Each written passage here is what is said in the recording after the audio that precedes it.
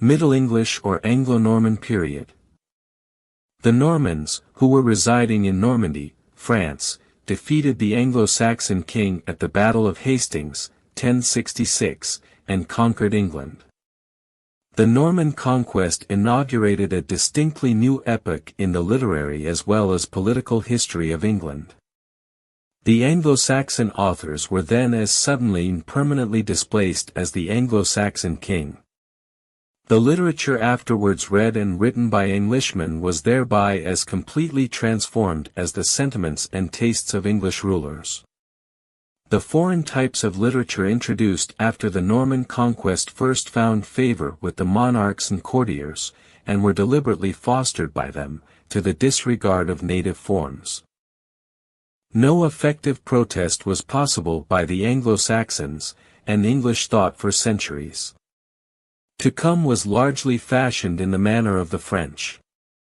Throughout the whole period, which we call the Middle English period, as belonging to the Middle Ages or medieval times in the history of Britain, or the Anglo-Norman period, in forms of artistic expression as well as of religious service, the English openly acknowledged a Latin control. It is true that before the Norman conquest the Anglo-Saxons had a body of native literature distinctly superior to any European vernacular. But one cannot deny that the Normans came to their land when they greatly needed an external stimulus. The conquest effected a wholesome awakening of national life. The people were suddenly inspired by a new vision of a greater future. They became united in a common hope. In course of time the Anglo-Saxons lost their initial hostility to the newcomers, and all became part and parcel of one nation.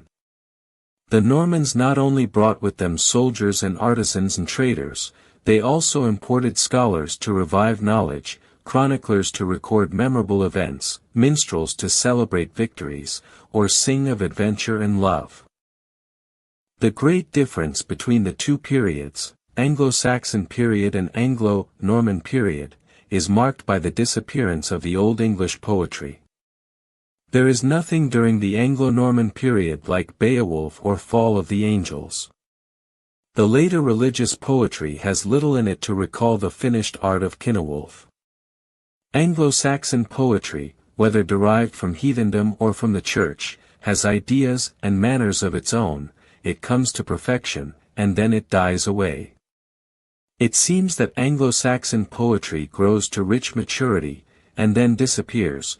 As with the new forms of language and under new influences, the poetical education started again, and so the poetry of the Anglo-Norman period has nothing in common with the Anglo-Saxon poetry. The most obvious change in literary expression appears in the vehicle employed. For centuries Latin had been more or less spoken or written by the clergy in England. The conquest which led to the reinvigoration of the monasteries and the tightening of the ties with Rome, determined its more extensive use. Still more important, as a result of foreign sentiment in court and castle, it caused writings in the English vernacular to be disregarded, and established French as the natural speech of the cultivated and the high-born. The clergy insisted on the use of Latin, the nobility on the use of French. No one of influence saw the utility of English as a means of perpetuating thought, and for nearly 3 centuries very few works appeared in the native tongue. In spite of the English language having been thrown into the background, some works were composed in it, though they echoed in the main the sentiments and tastes of the French writers, as French then was the supreme arbiter of European literary style. Another striking characteristic of medieval literature is its general anonymity. Of the many who wrote the names of but few are recorded, and of the history of these few we have only the most meager details. It was because originality was deplored as a fault, and independence of treatment was a heinous offense in their eyes. 1. The Romances. The most popular form of literature during the Middle English period was the Romances. No literary productions of the Middle Ages are so characteristic, none so perennially attractive as those that treat romantically of heroes and heroines of bygone days.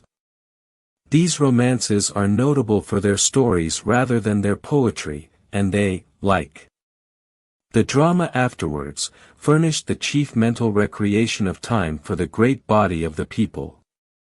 These romances were mostly borrowed from Latin and French sources. They deal with the stories of King Arthur, the War of Troy, the mythical doings of Charlemagne and of Alexander the Great. 2. The miracle and morality plays. In the Middle English period, miracle plays became very popular. From the growth and development of the Bible story, scene by scene, carried to its logical conclusion, this drama developed to an enormous cycle of sacred history, beginning with the creation of man, his fall and banishment from the Garden of Eden, and extending through the more important matters of the Old Testament and life of Christ in the New to the summoning of the quick and the dead on the day of final judgment. This kind of drama is called the miracle play, sometimes less correctly the mystery play, and it flourished throughout England from the reign of Henry II to that of Elizabeth, 1154 to 1603. Another form of drama which flourished during the Middle Ages was the morality plays. In these plays the uniform theme is the struggle between the powers of good and evil for the mastery of the soul of man. The personages were abstract virtues, or vices, each acting and speaking in accordance with his name, and the plot was built upon their contrasts and influences on human nature, with the intent to teach right living and uphold religion. In a word, allegory is the distinguishing mark of the moral plays.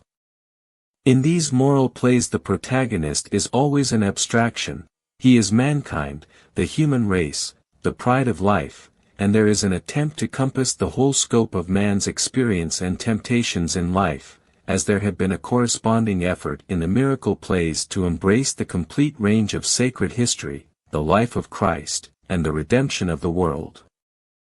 One of the greatest poets of the Middle Ages was William Langland, and his poem, A Vision of Piers the Plowman, holds an important place in English literature. In spite of its archaic style, it is a classic work in English literature. This poem, which is a satire on the corrupt religious practices, throws light on the ethical problems of the day. The character assumed by Langland is that of the prophet, denouncing the sins of society and encouraging men to aspire to a higher life. He represents the dissatisfaction of the lower and the more thinking classes of English society, as Chaucer represents the content of the aristocracy and the prosperous middle class. Although Langland is essentially a satiric poet, he has decided views on political and social questions. The feudal system is his ideal, he desires no change in the institution of his days, and he thinks that all would be well if the different orders of society would do their duty. Like Dante and Bunyan, he ennobles his satire by arraying it in a garb of allegory, and he is intensely real. Gower occupies an important place in the development of English poetry. Though it was Chaucer who played the most important role in this direction, Gower's contribution cannot be ignored. Gower represents the English culmination of that courtly medieval poetry which had its rise in France 200 or 300 years before. He is a great stylist, and he proved that English might compete with the other languages which had most distinguished themselves in poetry. Gower is mainly a narrative poet, and his most important work is Confession Amantes, which is in the form of conversation between the poet and a divine interpreter. It is an encyclopedia of the art of love, and satirizes the vanities of the current time. Throughout the collection of stories which forms the major portion of Confession Amantes, Gower presents himself as a moralist. Though Gower was inferior to Chaucer, it is sufficient that they were certainly fellow pioneers, fellow schoolmasters, in the task of bringing England to literature. Up to their time, the literary production of England had been exceedingly rudimentary and limited. Gower, like Chaucer, performed the function of establishing the form of English as a thoroughly equipped medium of literature. It was, in fact, Chaucer who was the real founder of English poetry, and he is rightly called the father of English poetry. Unlike the poetry of his predecessors and contemporaries, which is read by few except professed scholars, Chaucer's poetry has been read and enjoyed continuously from his own day to this, and the greatest of his successors, from Spenser and Milton to Tennyson and William Morris, have joined in praising it. Chaucer, in fact, made a fresh beginning in English literature. He disregarded altogether the Old English tradition. His education as a poet was twofold. Part of it came from French and Italian literatures, but part of it came from life. He was not a mere bookman, nor was he in the least a visionary. Like Shakespeare and Milton, he was, on the contrary, a man of the world and of affairs. The most famous and characteristic work of Chaucer is the Canterbury Tales, which is a collection of stories related by the pilgrims on their way to the shrine of Thomas Becket at Canterbury. These pilgrims represent different sections of contemporary English society, and in the description of the most prominent of these people in the prologue Chaucer's powers are shown at their very highest.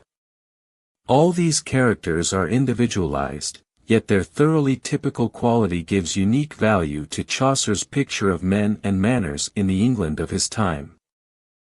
The Canterbury Tales is a landmark in the history of English poetry because here Chaucer enriched the English language and metre to such an extent, that now it could be conveniently used for any purpose.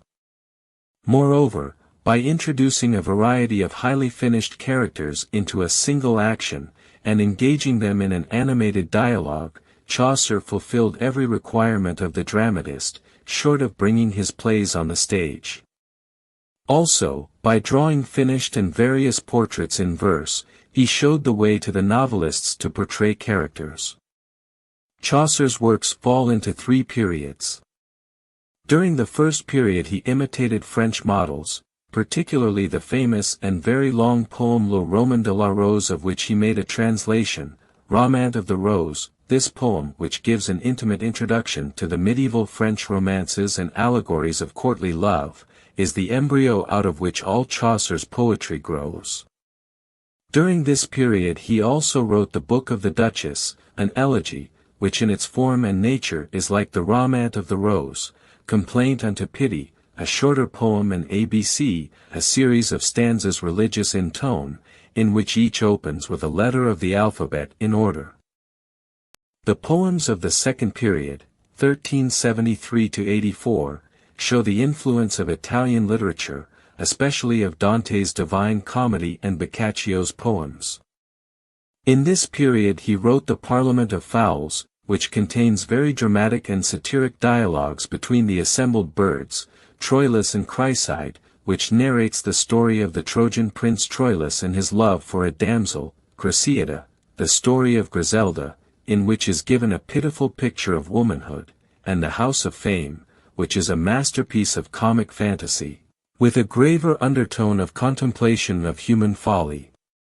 Chaucer's third period, 1384–90, may be called the English period, because in it he threw off foreign influences and showed native originality. In the Legend of Good Woman he employed for the first time the heroic couplet. It was during this period that he wrote the Canterbury Tales, his greatest poetic achievement, which places us in the heart of London. Here we find his gentle, kindly humor, which is Chaucer's greatest quality, at its very best. Chaucer's importance in the development of English literature is very great because he removed poetry from the region of metaphysics and theology, and made it hold as 'twere the mirror up to nature. He thus brought back the old classical principle of the direct imitation of nature. Chaucer's successors. After Chaucer there was a decline in English poetry for about 100 years. The years from 1400 to the Renaissance were a period bereft of literature. There were only a few minor poets, the imitators and successors of Chaucer, who are called the English and Scottish Chaucerians, who wrote during this period. The main cause of the decline of literature during this period was that no writer of genius was born during those long years. Chaucer's successors were Oxyeve, Lydgate, Hawes, Skelton Henryson, Dunbar and Douglas. They all did little but copy him, and they represent an era of mediocrity in English literature that continues up to the time of the Renaissance.